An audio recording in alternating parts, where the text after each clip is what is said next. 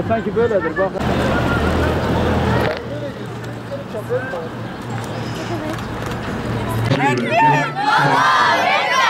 Vur vur el kalsın İsrail.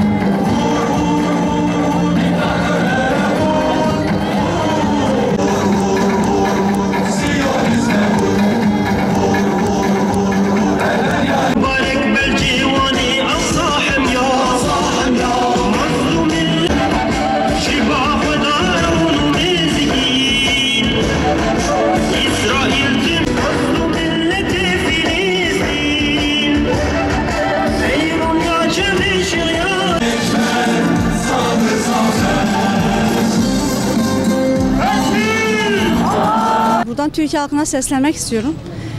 Gazze'de elektrik yok, su yok, internet yok. Kapalı cezaevindekilerin bile hakka tabi tutulduğu şeyler orada hiç yok. Sadece buradan vicdanen şunu söylemek istiyorum. Eğer gerçekten de evinize bir damla su içebiliyorsanız, bu sizin boğazınızdan rahat geçiyorsa yazıklar olsun bize.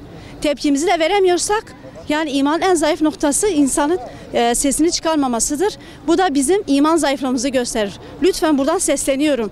Yapamıyorsanız bari bir tepki olarak sesinizi yükseltin. Ez çi bêjim? Ez ê bêm yare bî tu navê ber navê xwedikî, tu destê gawr û xenzîra kin bikî, tê bisilmana dirêj bikî, tu bisilmana ser destê gawr û xenzîra wî.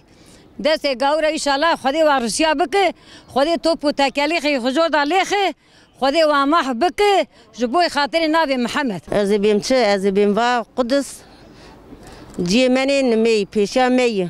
Resulê Xwedê hatî kevir heta ja gotiyan bi te retê. Çima em xwe re feda nakin.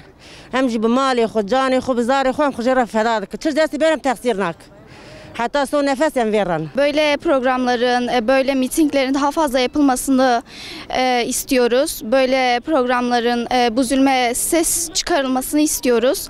Asla böyle bir şeyi kabul etmiyoruz ve Müslüman kardeşlerimize de buradan sesleniyoruz. Lütfen kimse sessiz kalmasın bu zulme karşı. Onları zulüm altında bırakıyor, haklarını elinden alıyor, hem insani hem birçok konuda ve gerçekten bu zulme bir ses çıkarılması gerekiyor. Müslüman aleminin uyanmasını istiyoruz.